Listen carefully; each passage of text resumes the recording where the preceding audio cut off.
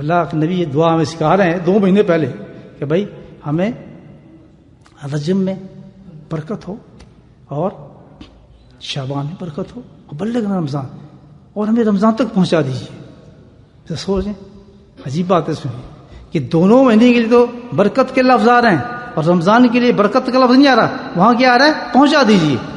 یعنی پتہ یہ چلتا ہے کہ وہاں برکت ہم مانگ نہیں رہے بلکہ کیا ہمیں وہاں پہنچا دیجیے، اور جب وہاں پہنچ جائیں گے تو یہ تو برکتوں سے بھرا ہوا ہے آلریڈی، وہاں تو برکتیں، رحمتیں، شفقتیں، مغفرتیں، کیا کچھ اللہ تعالیٰ نے نعمتیں، جنت نزدیک، دوزخ ختم، یہ سارے آلریڈی اس میں موجود ہیں۔ تو اللہ تعالیٰ نے وہاں کسی انعام کا ذکر نہیں کیا، وہاں کا وہاں تو ایک خواہش یہ رکھیں آپ کہ پہنچ جاؤں کسی طریقے سے۔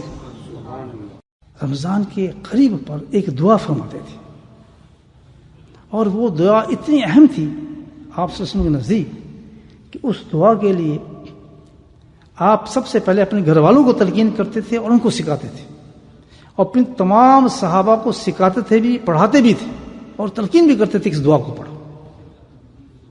یہ اتنی اہم دعا ہے رمضان کے لیے، اور دعا کا یہ معاملہ ہے، یاد رکھیں کہ جب بھی کسی چیز کی تیاری کرنی ہوتی ہے، یا دنیا کی یا آخرت کی، سن لیں، جس چیز کی شادی کی ہم تیاری کر رہے ہیں، سیزن کی تیاری کر رہے ہیں، گھر کی تیاری کر رہے ہیں، سفر کی تیاری کر رہے ہیں، جس اہم چیز کی تیاری ہم کر رہے ہیں اور اس کا اگر رزلٹ صحیح لینا چاہتے ہیں، اس سے پورا فائدہ اٹھانا چاہتے ہیں، تو تیاری میں کام نہیں چلے گا۔ تیاری سے کام نہیں چلتا، خالی پچھلے کتنے بڑا سیزن پہ آپ تیاری کر لیں، کام کس سے چلتا ہے؟ ایک چیز جو سب سے بڑا سبب ہے اور وہ دعا ہے، یاد رکھنا۔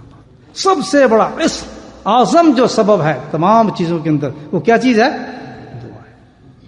ہم نے اپنی طرف سے کتنی تیاری کر لیں، لیکن دینا کس نے ہے؟ اس کی ذات نے دینا، اور وہ دیتا کب ہے؟ جب اس سے دعا مانگتے ہیں۔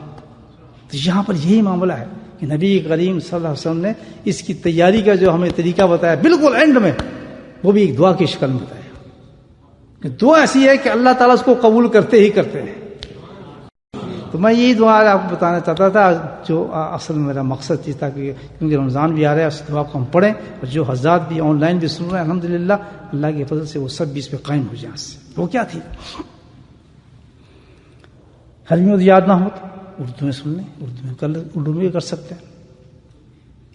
اللہم سلم لی رمضان وسلم رمضان لی، یہ عربی میں ہے۔